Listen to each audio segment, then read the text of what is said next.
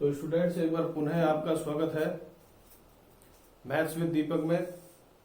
आज हम पढ़ेंगे कक्षा नंबर 12 प्रश्नावली नंबर 4.3, जिसका एक मेन टॉपिक है त्रिभुज का क्षेत्रफल।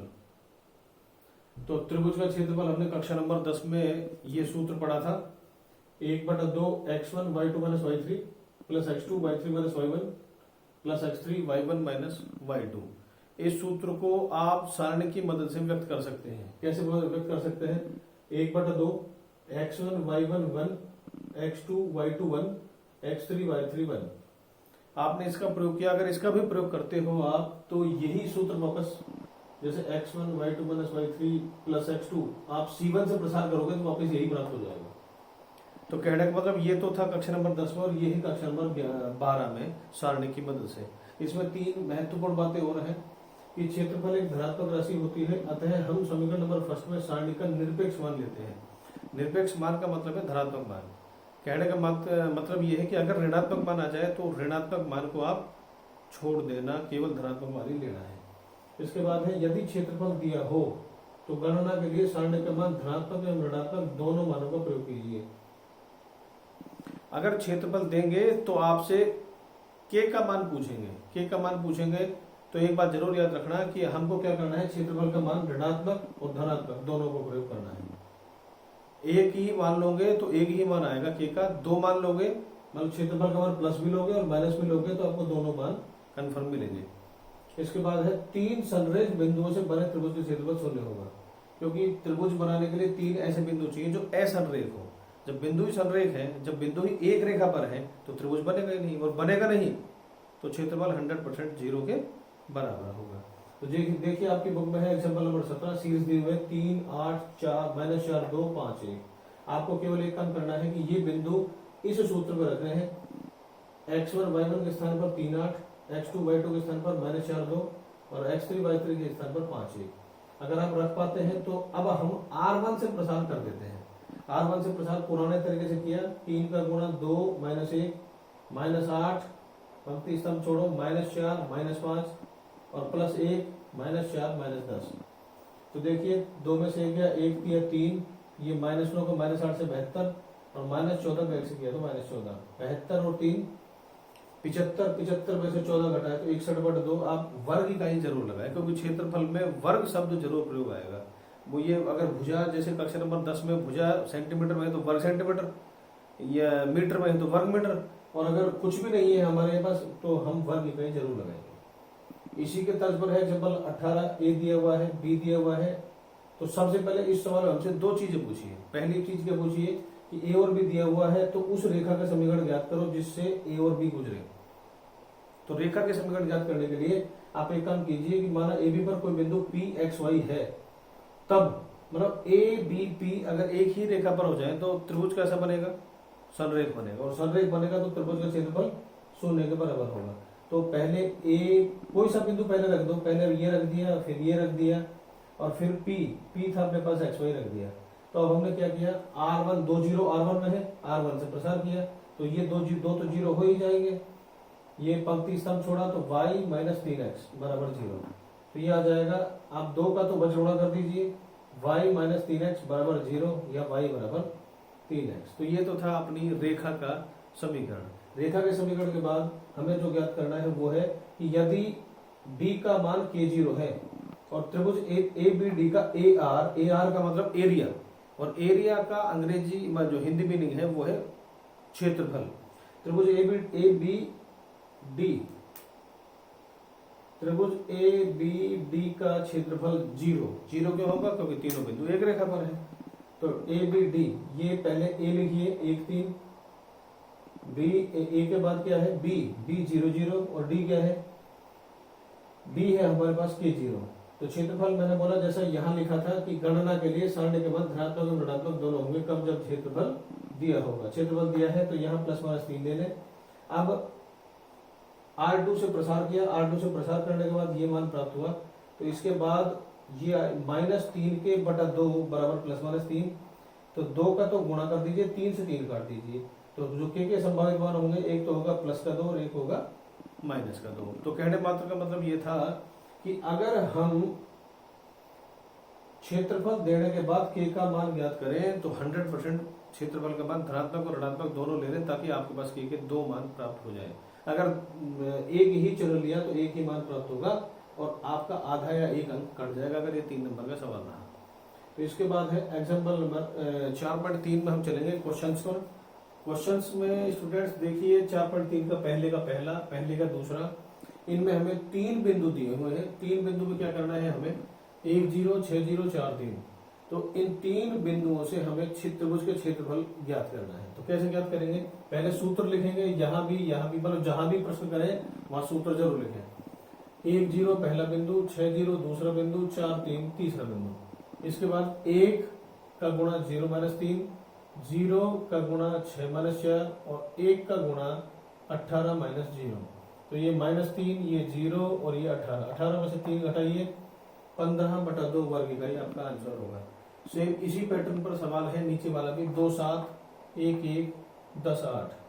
तो 2 का गुणा 1 -8, 7 का गुणा 1 -10 और 1 का गुणा 8 -10। -7 का 2 से गुणा कीजिए -14, -9 का -7 से 63 और -2 का 1 से किया तो -2।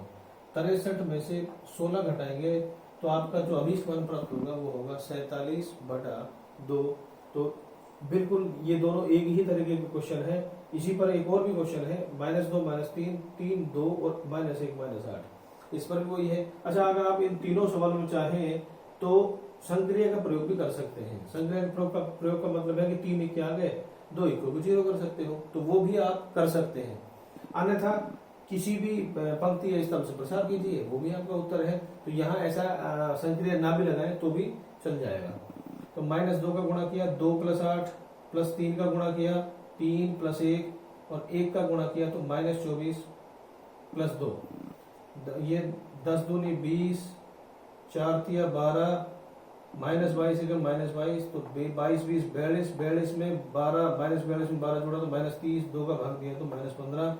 लेकिन जैसे मैंने पहले बताया था कि सारणिक का मान निरपेक्ष लेंगे। निरपेक्ष का मतलब है कि धनात्मक मान ही लेना है, ऋणात्मक आ जाए तो उस चिन्ह को छोड़ देना, तब आपका आंसर होगा 15 वर्ग इकाई। तो ये चीज जरूर लिख देना आप कि हमने माइनस का चिन्ह कहाँ गायब किया, कि क्योंकि क्षेत्रफल कभी भी ऋणात्मक नहीं होता, इसलिए माइनस के चिन्ह को छोड़ दिया है। अब है क्वेश्चन नंबर 2। आपके पास 3 बिंदु दिए हुए हैं। 3 बिंदु देने के बाद हमें ये बताना है कि ये तीनों बिंदु संरेख बिंदु है।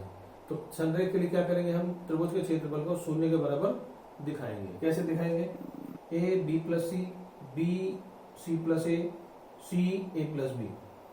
तो इसमें एक बात याद रखना है स्टूडेंट्स कि अगर ऐसे सवाल में यहाँ तक तो अब तक तो बिंदु आ रहे थे, अगर बिंदु के अलावा आपके पास a b c में बिंदु मिल जाए तो आप 100% जो गुणधर्म थे सारणिक में वो लगाने का प्रयास करें। यहाँ मैंने क्या लगाया, C1 के स्थान पर C1 + C2। तो a + b + c, b + c + a, c + a + b।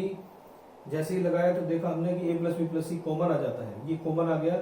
Common आने के बाद 1 1 1 बच गया यहाँ। और जैसा हमने पहले वो जो गुणधर्म था बताया था कि यदि किसी भी सारणी के 2 स्तंभ अगर समान हो जाए, प्रत्येक अवयव समान हो जाए तो ऐसे सारणी का मान 100% शून्य प्राप्त होगा। तो a + b + c/2 का आप 0 से गुणा कीजिए तो ये भी आ जाएगा 0 पर और दैट इज योर आंसर। लेकिन रीजन जरूर देना कि C1 = C3 के कारण ही हमारा जो सारणी है उसका मान 0 प्राप्त हुआ है। अब है क्वेश्चन नंबर 3। क्वेश्चन नंबर 3 के 2 सवाल हैं।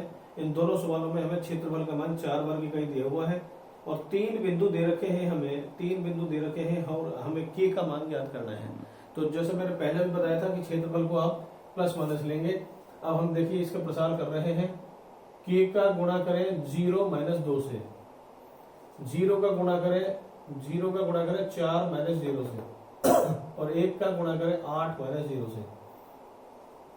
तो ये -2 के 2 का बजगुणा यहाँ 4 से कर दिया तो 8 आ गया। ये -2 के ये 0 का किसी से गुणा किया 0 आ गया और 8 है 8। अब ये तो बजगुणा कर दिया 8 का, अब इस 8 को बल तरफ ले जाएंगे तो -8 प्राप्त होगा। 8 यहाँ प्लस का लिया तो 8 में से 8 घटाए 0 और माइनस का लिया तो -8 और -8 -16 प्राप्त हो जाते हैं। तो k के 2 मान देखिए, -2 का भाग दीजिए 0 में और -16 में, तो आपके 2 अभीष्ट मान प्राप्त होंगे 0 और 8।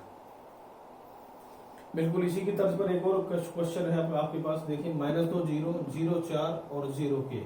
तो -2 का गुणा हम कर रहे हैं 4 माइनस के से, 0 का गुणा कर रहे हैं 0 माइनस 0 से, और 1 का गुणा कर रहे हैं 0 माइनस 0 से। वैसे आप चाहते तो C1 से भी प्रसार कर सकते थे, मैंने R1 से कर दिया, आप C1 से भी प्रसार कर सकते थे। तो ये -8 प्लस 2 के, ये 0, वो भी 0, इस 2 का गुणा मैंने बजगुणा कर दिया है।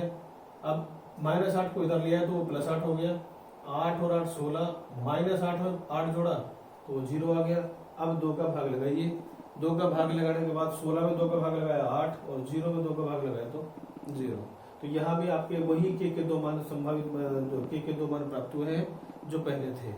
तो स्टूडेंट्स इसके बाद ए बी आपको 2 बिंदु दिए हुए हैं, इन दोनों बिंदुओं से गुजरने वाली रेखा का हमें समीकरण ज्ञात करना है। तो जैसे मैंने पहले आपको बताया था कि उस रेखा पर कोई बिंदु P मान लो, तब तीनों बिंदु एक रेखा पर हो जाएंगे तो ए बी पी का क्षेत्रफल 0 के बराबर होगा। तो पहले ए रख दिया, फिर बी रख दिया, फिर पी रख दिया।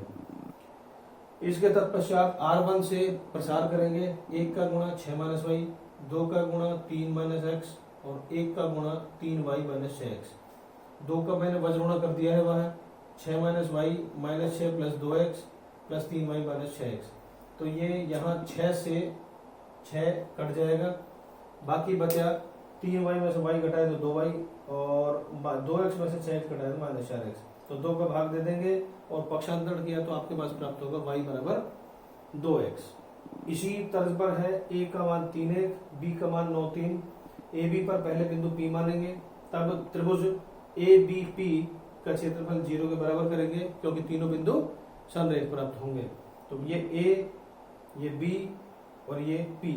अब क्या करें, अब हम R1 से प्रसार करेंगे, 3 का गुणा 3 माइनस वाई, 1 का गुणा 9 माइनस एक्स और फिर 1 का गुणा 9y माइनस 3x।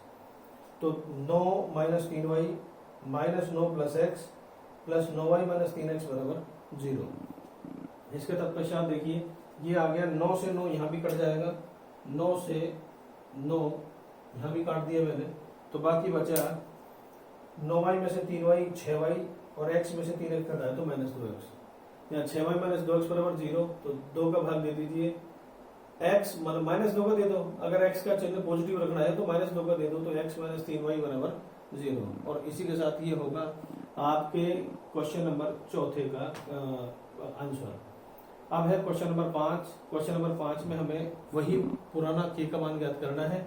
के का मान ज्ञात करने के लिए क्या करें कि ये 3 बिंदु दिए हुए हमें 2 माइनस 6 5 4 के 4। तो मैंने क्षेत्रफल को प्लस और माइनस दोनों चिन्ह ले लिए ताकि के 2 मान प्राप्त हो जाए। तो पहले क्या करें, इस 2 का तो गुणा कर दीजिए वहां तक 35 दूनी 70 हो जाएगा। अब 2 का गुणा 4 माइनस 4, 6 का गुणा 5 माइनस के और 1 का गुणा 20 माइनस 4 के। तो 4 में 4 के 0 का 2 से गुणा किया 0, 6 पंजे 30 माइनस 6 के 20 माइनस 4 के बराबर 70। अब 30 और 20 हो गया 50, 50 को मैं पहले ले जाता हूँ तो माइनस 50 और प्लस का चिन्ह लिया तो 20 आ जाएगा और माइनस का चिन्ह लिया तो माइनस 120। तो माइनस 10 का भाग लगाइए तो के 2 मान प्राप्त होंगे, माइनस 2 और 12। तो ये स्टूडेंट्स बेहद सिंपल प्रश्नावली थी, प्रश्नावली नंबर 4.3। इसमें आने की संभावना जो भी होगी उसमें के का मान ही पूछा जाएगा अगर कोई भी क्वेश्चन आता है। तो स्टूडेंट्स ये थी आपकी 4.3। इसके बाद हम मिलेंगे 4.4 एक्सरसाइज में।